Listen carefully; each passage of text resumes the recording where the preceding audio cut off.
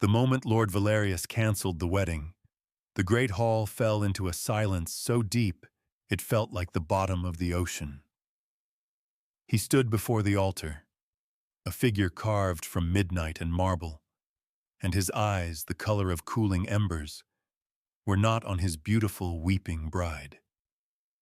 They were fixed on her maid of honor, the plain girl in the corner that no one ever noticed.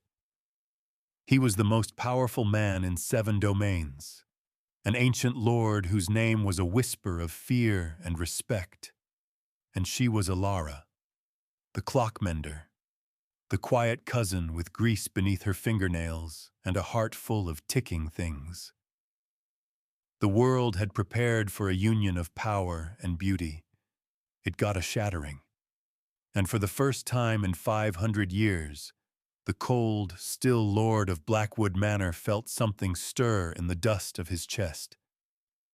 If you believe that being truly seen is the most powerful magic of all, type always below. And let me tell you what happened next. To understand how she got there, you need to know that Elara lived her life in the shadow of her cousin, Serafina. It was not a cruel shadow, not intentionally, but it was vast and complete. Serafina was a creature of sunlight and laughter, with hair like spun gold and a face that poets stumbled over themselves to describe. Elara was quiet. Her beauty was of a different sort, found in the intense focus of her gray eyes as she peered through a loop at a misaligned gear, or in the steady, capable grace of her hands as she brought a dead thing back to life. She was a horologist, a mender of clocks and complex automata. It was a strange trade for a woman, her family often lamented, but it was hers. She loved the intricate souls of machines, the logic of their movements, the patient heartbeat of a well-made chronometer. While Serafina was learning dances and mastering the art of conversation, Elara was learning the language of springs and escapements. She found more truth in the precise turn of a brass wheel than in all the flowery compliments of the ballroom. The marriage between Serafina and Lord Valerius of Blackwood Manor was the social event of the century. It was an alliance, a joining of an old, sunlit family with an even older, shadowed one. Lord Valerius was a legend, a recluse, impossibly wealthy, impossibly powerful, and, it was whispered, impossibly old. He ruled his northern territories with an iron will, a man who moved through the world with the unnerving stillness of a predator.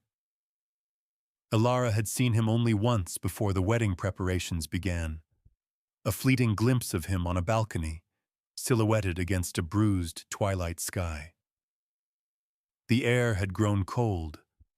The candles had flickered as if in a sudden wind, and the shadows in the courtyard below seemed to deepen, to lengthen towards him.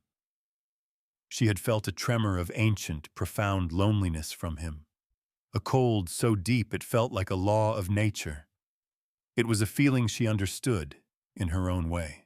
The day before the wedding was a flurry of chaos at Serafina's ancestral home.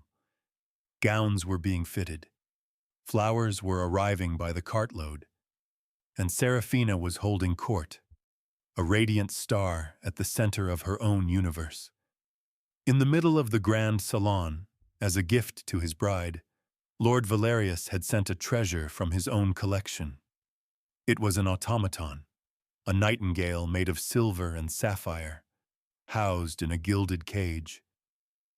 It was said to sing a song from a time before men. Serafina, delighted, had demanded it be wound. A nervous footman fumbled with the key, turning it too far. There was a sickening crack, a sound of metallic tearing that cut through the laughter. The nightingale fell silent. One of its delicate silver wings hung at a broken angle. A wave of horrified gasps filled the room. Serafina burst into tears, a theatrical and yet genuine display of distress. It was ruined. A priceless gift from the formidable Lord Valerius was broken. Her father began to bluster, her mother wrung her hands, and the footman looked as if he might faint. Elara, standing forgotten by the window, felt the sound in her bones. It was the cry of a broken machine, and it called to her. She moved without thinking. Pushing through the circle of panicked onlookers, she knelt before the cage. Her family barely registered her presence. She was just Elara, the odd girl.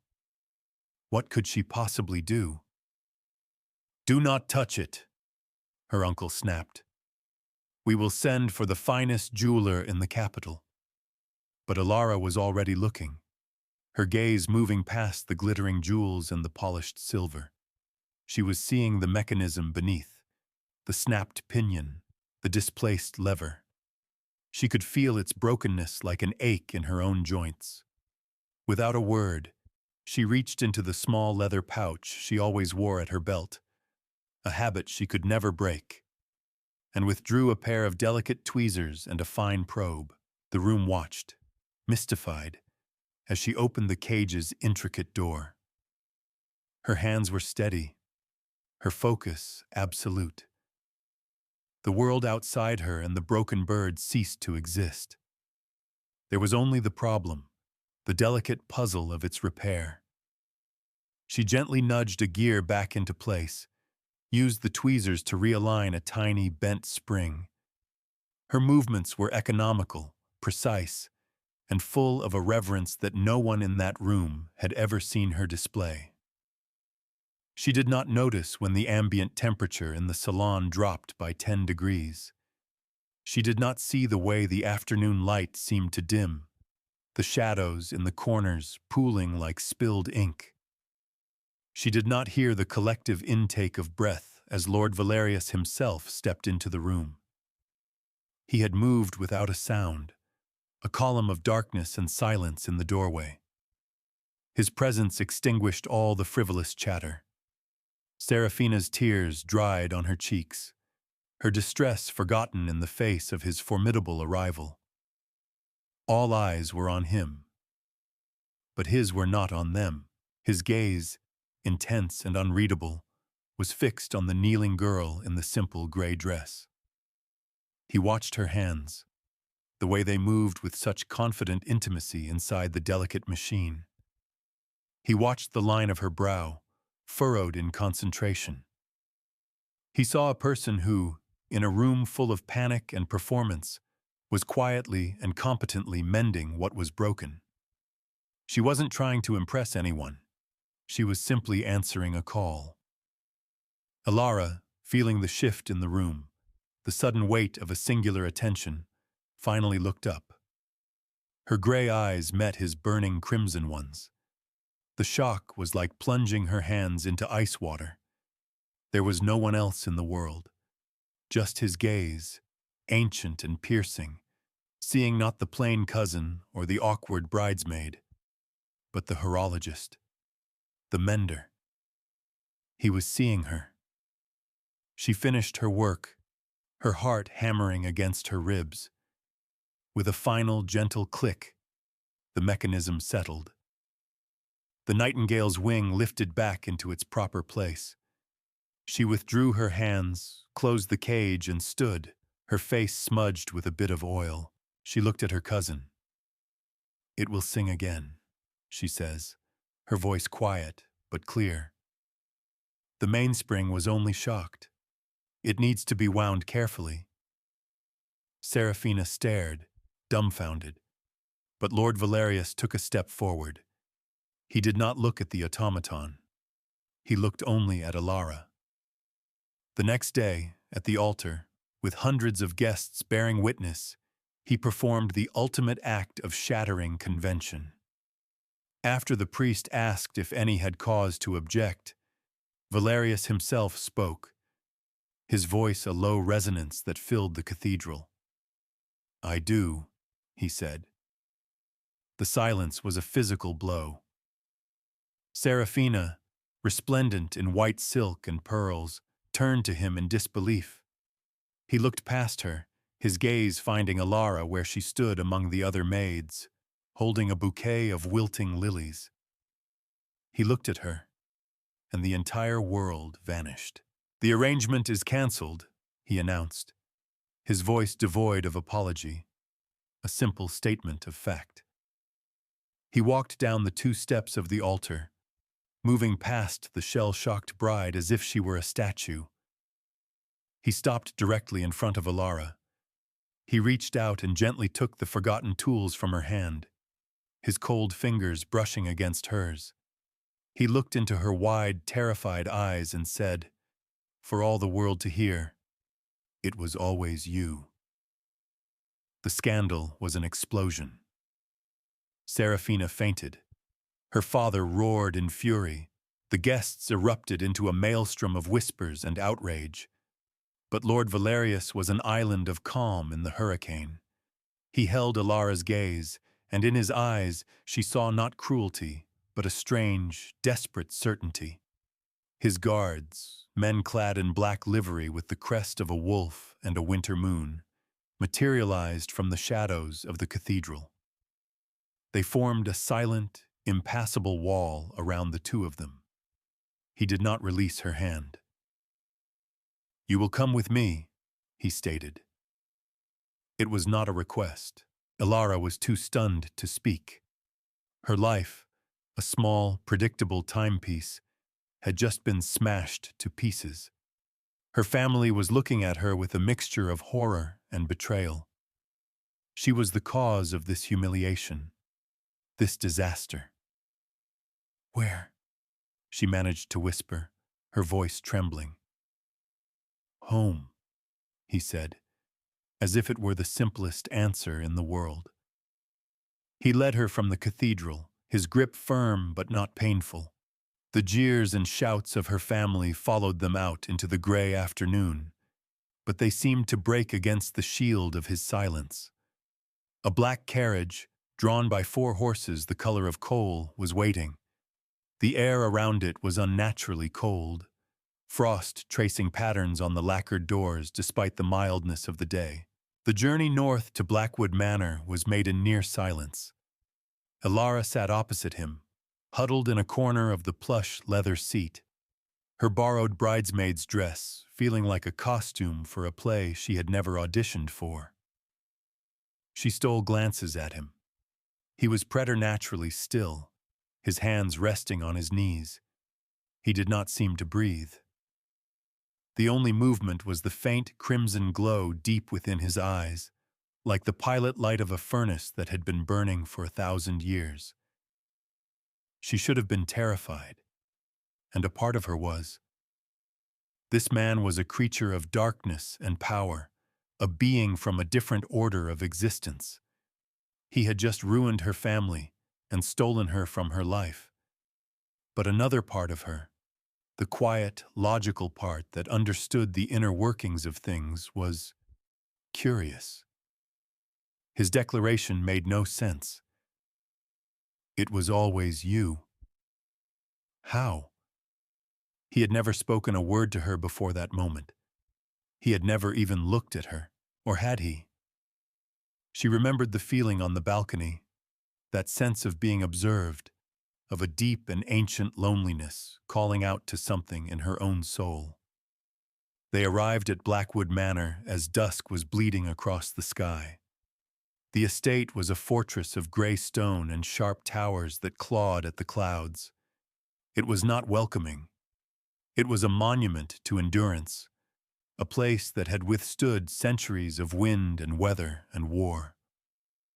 Yet, as the carriage passed through the great iron gates, Elara felt a strange sense of peace. The air was clean and sharp with the scent of pine and cold stone. It was quiet, a deep, resonant quiet that soaked into her bones. Inside the manor was a labyrinth of shadows and candlelight.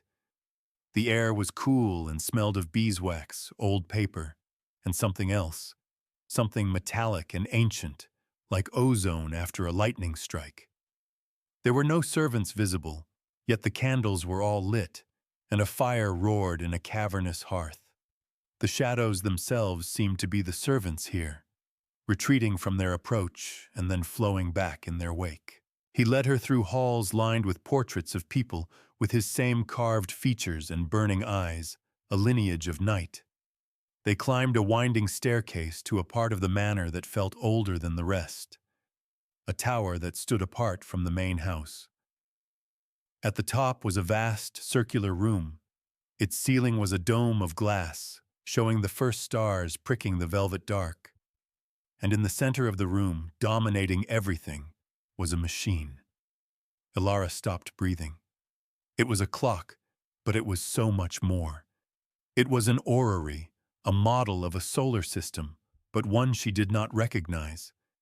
Spheres of polished obsidian and hammered silver orbited a central crystal that pulsed with a faint internal light.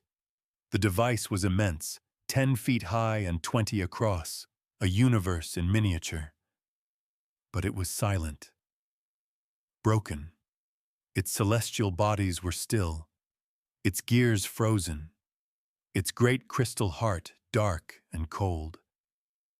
A thick layer of dust covered its every surface. "My ancestor built this," Valerius said, his voice soft in the echoing chamber. "It is not a model of our sky. It is a model of the heavens as they were when our line began. It is more than a machine, Elara. It is the heart of this place. It regulates the wards, the ancient magic that holds this domain in balance. It is a clock that measures the lifeblood of my house." He turned to face her, and for the first time, she saw something other than command in his eyes. It was a vulnerability so profound, it was like a physical wound. "It broke 200 years ago," he continued, "and the magic has been bleeding out ever since. The lands grow colder. The shadows grow longer. The life of this place is failing. I have brought the finest minds, the most skilled craftsmen from all over the world. They see only metal and jewels. They tinker and they fail. They cannot hear its silence. They cannot feel its pain." He took a step closer, his gaze pinning her. "But you," he whispered. "Yesterday, in that room full of noise, you heard the song of a broken thing.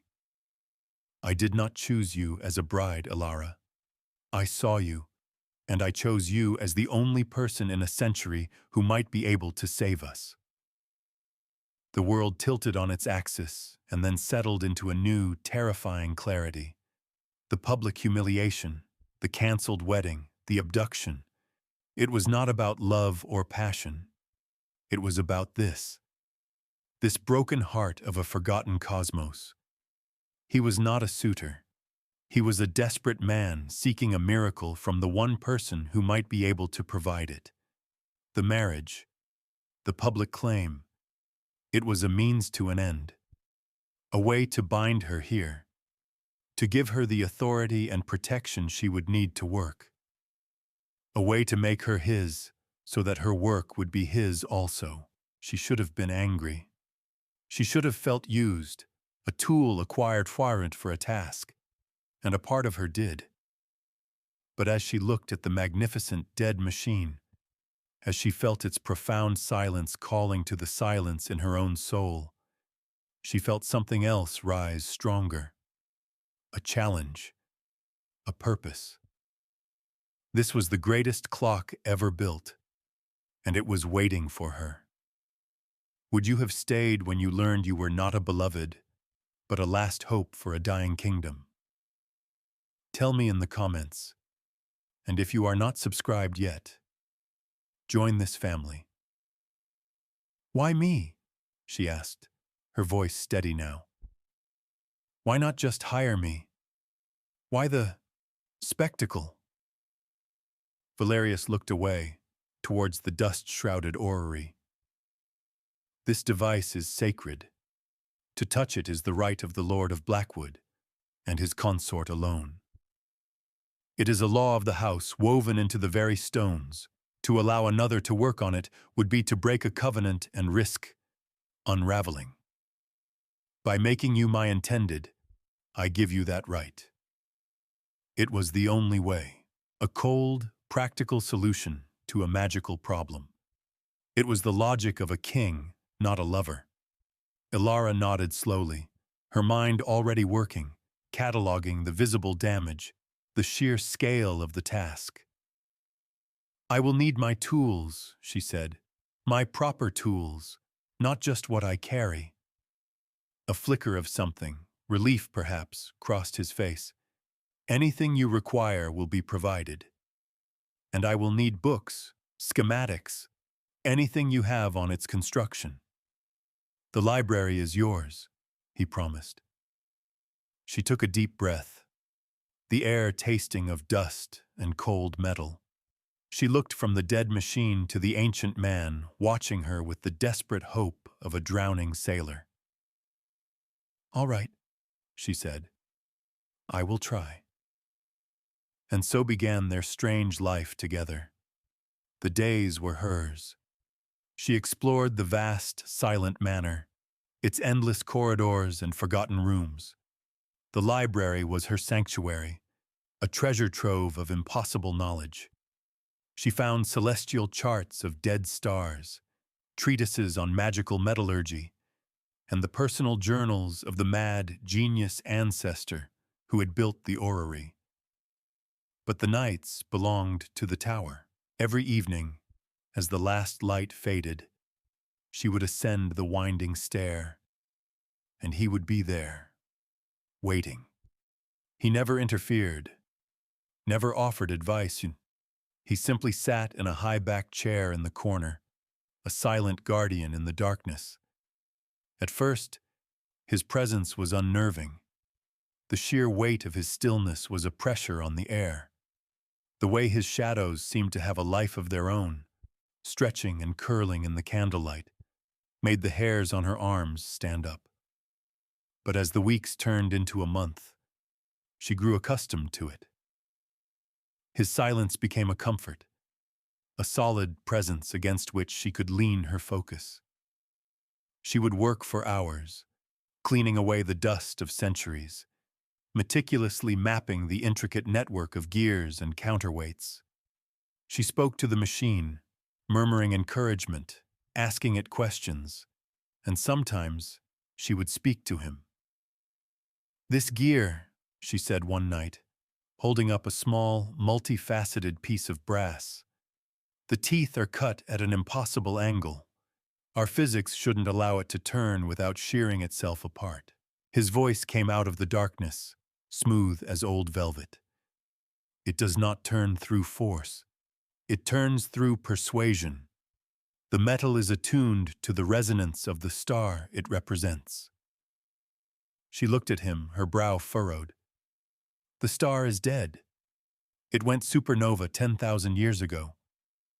Time is not a straight line here, he said softly. The orrery remembers the light. It is a clock of memory. Their conversations became a nightly ritual. She would ask about the mechanics, and he would answer with metaphysics. He told her stories of the world before the mountains were old, of skies filled with different constellations. He spoke of the ancestor who built the clock, a dreamer who sought to capture the music of the spheres in a machine so he would never be lonely. In listening to him, Elara began to understand. Valerius was not just a king protecting his power. He was the last guardian of a forgotten magic, a lonely scion of a house built on memory.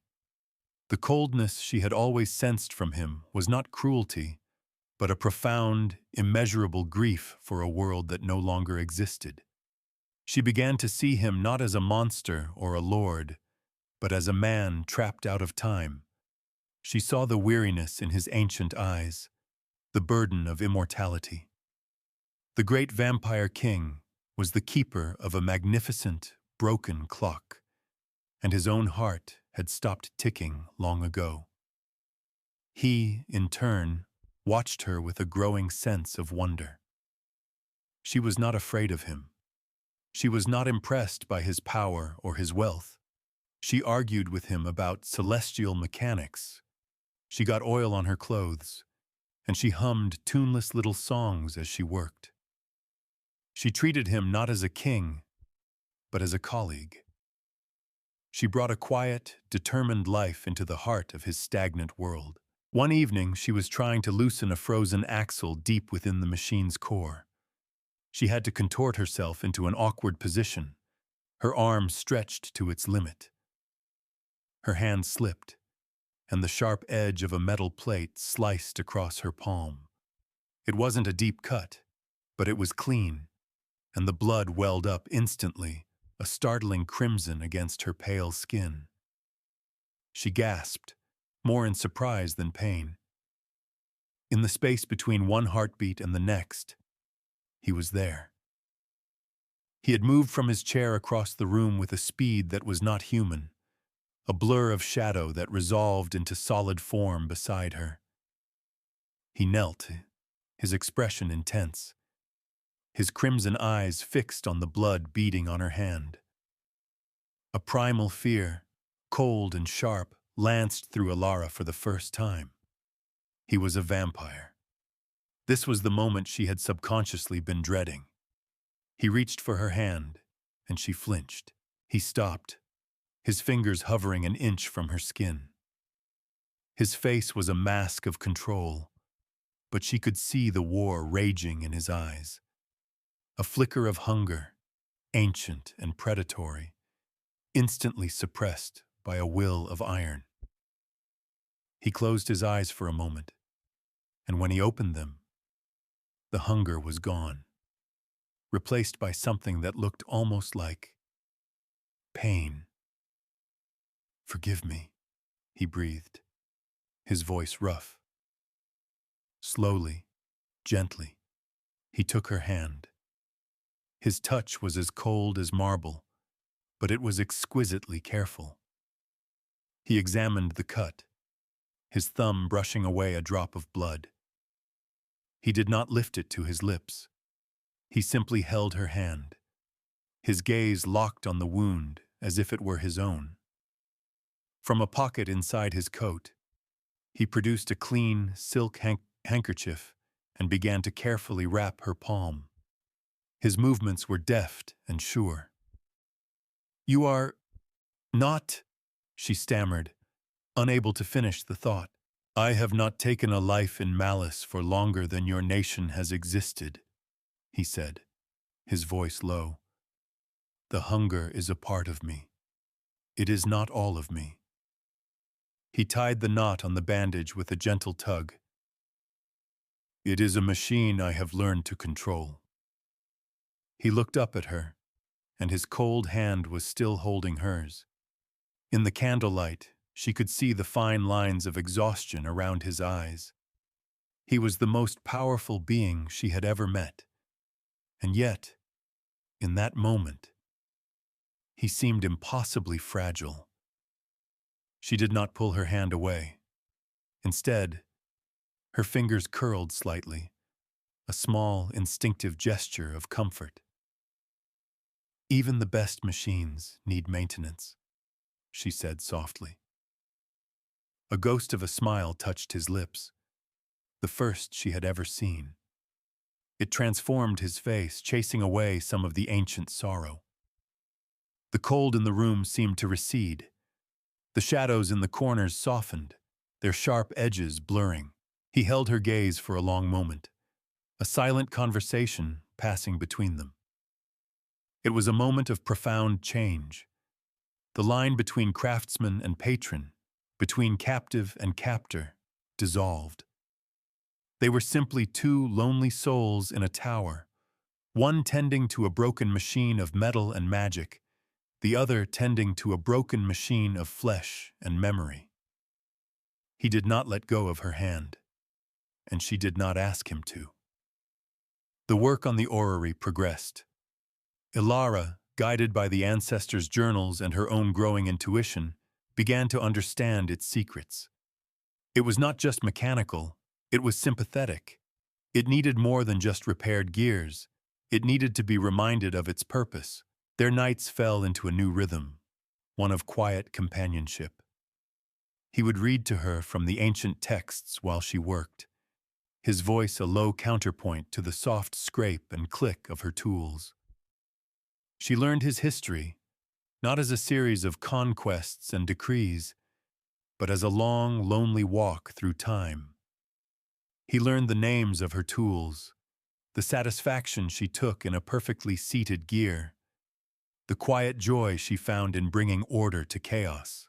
But the world outside the walls of Blackwood had not forgotten the scandal. Seraphina's family, the powerful house of Almain, was seething. Their honor had been destroyed. They refused to believe the official story that Elara had gone with Valerius willingly. In their version of events, she was an innocent, kidnapped by a dark monster, a prize he had stolen out of spite. They were not a family to suffer a slight. They began to plot. They could not challenge the vampire king with armies. His power was too absolute. But there were other ways to fight a creature of the night. They sought out men who dealt in forbidden arts, in iron and holy water, and the old words of binding. They hired a man named Kael, a renowned occultist and hunter, a man who boasted he feared no shadow. His price was astronomical, but the Almains paid it gladly. His mission: infiltrate Blackwood, rescue the girl, and if possible, destroy the source of Valerius's power. They told him of the tower, the strange machine, believing it to be the dark heart of his magic. One night, as a storm raged outside, battering the tower with wind and rain, Elara felt she was close to a breakthrough. She had repaired the primary drivetrain and was now working on the central crystal, the heart of the mechanism. "It's not just a power source," she murmured, more to herself than to Valerius. "It's a lens. It has to be focused. The journals speak of a keystone, a final piece to align the energies." Valerius stood and walked to a locked chest in the corner, a chest she had never seen him open. From it, he withdrew a small, velvet-wrapped object. He brought it to her. He unwrapped it. It was a gear no bigger than her palm, but it was not made of metal. It was carved from a single piece of what looked like solidified moonlight, cool and luminous to the touch.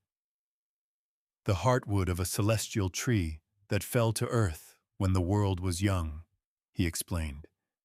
The keystone, the final piece. Elara took it with reverent hands. It hummed with a faint, latent energy. This was it, the final step. Her heart pounded with a mixture of excitement and trepidation. It was then that the door to the tower room burst open. A man stood there, clad in dark leather, his face grim. He held a heavy crossbow in one hand, the bolt tipped with silver. In the other he held a glowing amulet that seemed to push back the shadows in the room. "Elara of House Almain," the man, Kael, announced, his voice ringing with false righteousness. "I am here to free you from this beast." Valerius moved to stand in front of her, a shield of silent fury. The temperature in the room plummeted. The candles guttered and died, plunging the room into near darkness, illuminated only by the storm's lightning and the hunter's glowing amulet. "You have made a grave mistake." Valerius's voice was a low growl, the sound of grinding stone. His shadows detached from him, rising like great dark wings, but Kael was prepared. He raised the amulet, and the light flared, causing the shadows to recoil. "I am not afraid of your parlor tricks, demon." He leveled the crossbow at Valerius's chest. "The girl comes with me. You will not stop me." "I am not your prisoner," Elara cried out, stepping from behind Valerius. The hunter's eyes widened in surprise to see her standing willingly beside the monster. "He has bewitched you," Kael snarled. "I will break the spell." He shifted his aim from Valerius to the great orrery behind them. "And I will destroy the heart of this foul place." He fired. The silver-tipped bolt flew through the air, aimed directly at the central crystal. Valerius moved with impossible speed, a streak of black lightning.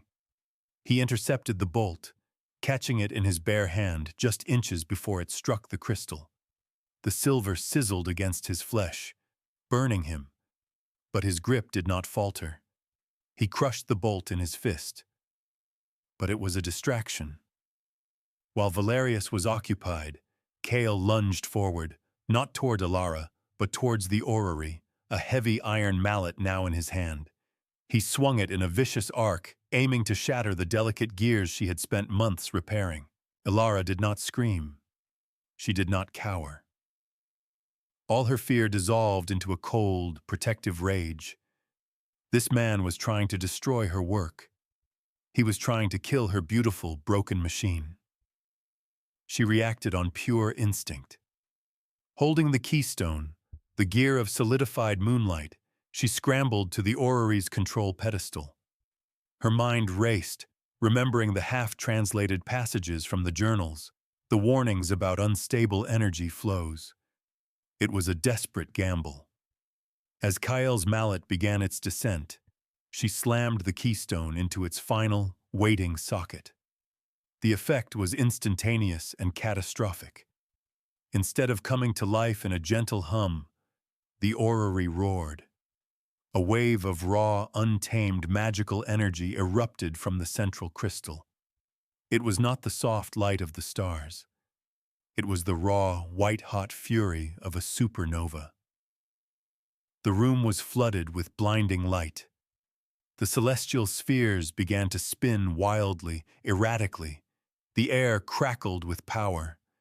Kyle screamed as the wave of energy hit him, throwing him back against the far wall like a rag doll. His amulet shattered, and his iron mallet melted into a puddle of slag. Elara was thrown back as well, the force of the blast knocking the air from her lungs. She landed hard, her head striking the stone floor. Darkness swam at the edge of her vision. The last thing she saw was Valerius, standing unharmed in the center of the magical maelstrom. The chaotic energy did not touch him. It flowed around him, drawn to him. His burned hand had already healed. His eyes were blazing with crimson light, and his shadows writhed around him. No longer just pools of darkness, but living tendrils of absolute night. He was not just a king. He was a force of nature, a primal being of darkness and power made manifest. He looked at her, his expression one of furious concern, before she slipped into unconsciousness. When she awoke, she was in a vast canopied bed, the likes of which she had only ever seen in paintings. A fire crackled softly in the hearth, and the room was filled with the gentle scent of lavender and herbs. Her head ached, but otherwise she felt unharmed. Valerius was sitting in a chair by her bed. The terrible power was gone. He was once again the still, quiet man she knew, though the concern in his eyes was stark.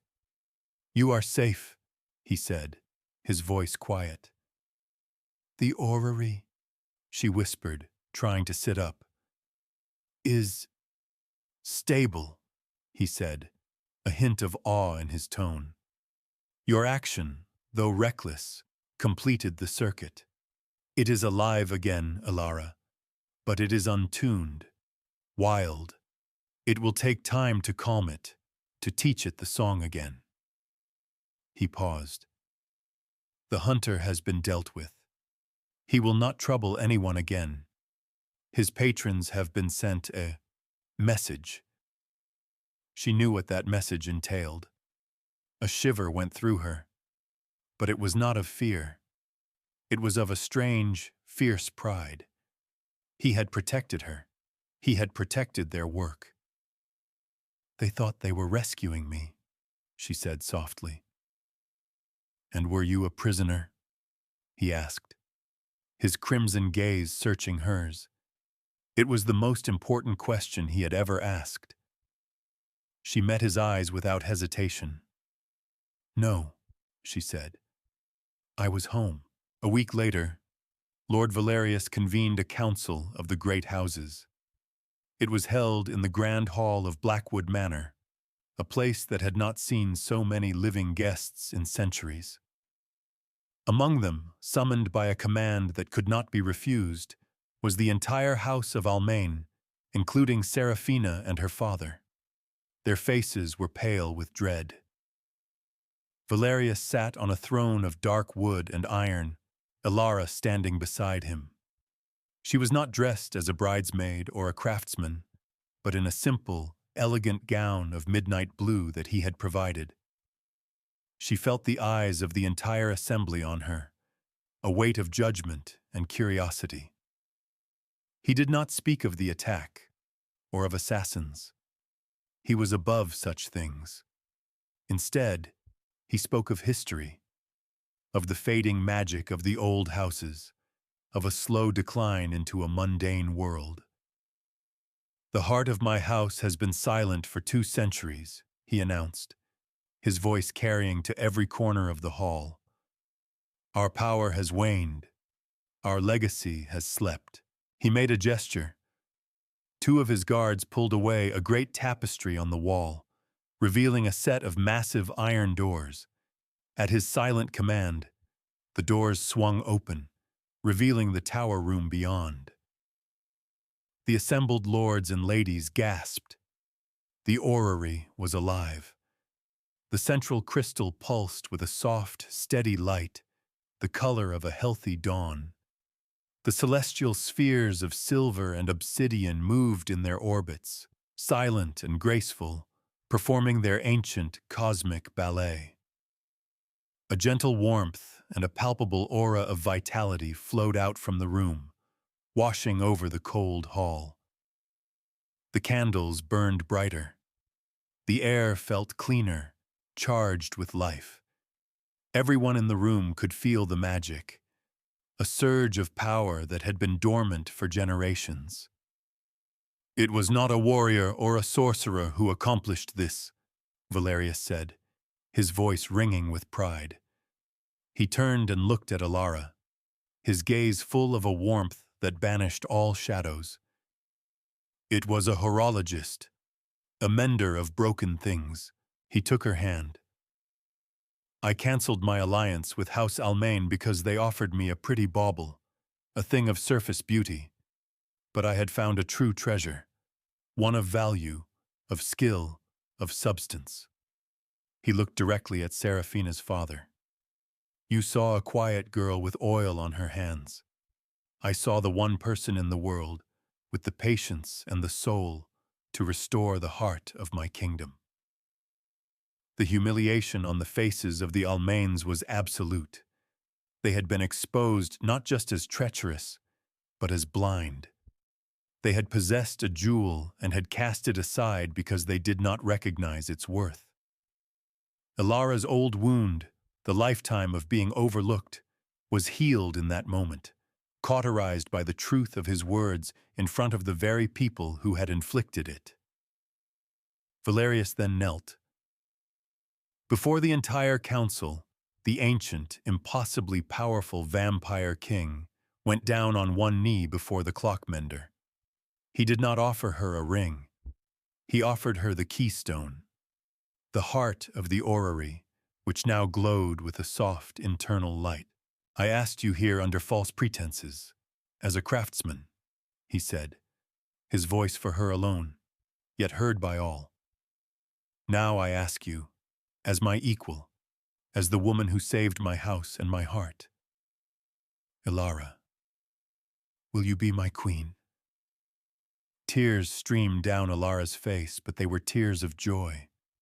She looked at the kneeling king, at the living universe behind him, and at the new life that lay before her. "Yes," she whispered. "It was always yes." Years passed. Elara was not just a queen. She was a scholar, an engineer, a master of the arcane arts she had once dismissed as metaphysics. She and Valerius ruled Blackwood together, a perfect balance of ancient power and human ingenuity.